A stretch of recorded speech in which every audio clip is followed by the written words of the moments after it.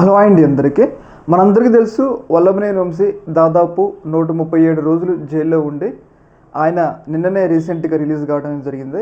News weed కొట్టడానికి నకిలీ ఇళ్ల పట్టాల కేసులో బెయిల్ అయితే ఇవ్వడం జరిగింది. ఈ సందర్భంగా ఆయన దాదాపు సుదీర్ఘకాలం దాదాపు 137 రోజులు జైల్లో ఉండి నిన్నే రిలీజ్ కావడం జరిగింది. అయితే ఈ సందర్భంగా ఆయన జగన్మోహన్ రెడ్డి గారిని మర్యాదపూర్వకంగా కలిశారు. ఎందుకు అంటే వల్లభనేని వంశీ జైల్లో ఉన్నప్పుడు ఆయన లీగల్ సపోర్ట్ కానీ, అలాగే వల్లభనేని వంశీ విజయవాడ జైల్లో ఉన్నప్పుడు జగన్మోహన్ రెడ్డి గారు వెళ్ళి కలిసి ఆయనకి ధైర్యం చెప్పడం, అలాగే రీసెంట్గా సుప్రీంకోర్టులో వల్లభనేని వంశీ బెయిల్ రద్దు చేస్తున్నప్పుడు జగన్మోహన్ రెడ్డి గారు కొంతమంది లాయర్లను పంపించి ఆ బెయిల్ రద్దు కాకుండా చూడటం, అలాగే వైసీపీ పార్టీ నేతలు అంబటి రాంబాబు కానీ, అలాగే మనం చూసుకుంటే పేర్ని నాని కానీ వీళ్ళందరూ కూడా వల్లభనేని వంశీకి ధైర్యం చెప్పడం, వాళ్ళ కుటుంబానికి ధైర్యం చెప్పడం ఇదంతా చేశారు కదా.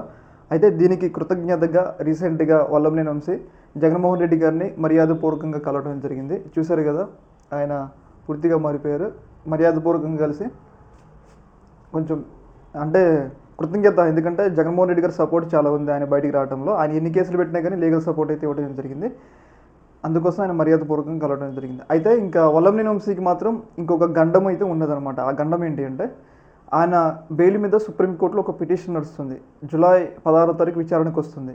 ఏంటి అంటే ఏదైతే మైనింగ్కి దాదాపు 190 కోట్లు అవినీతి చేశారని చెప్పేసి మైనింగ్కి ఆధారాలు మా దగ్గర అని చెప్పేసి ప్రభుత్వం చెప్పింది.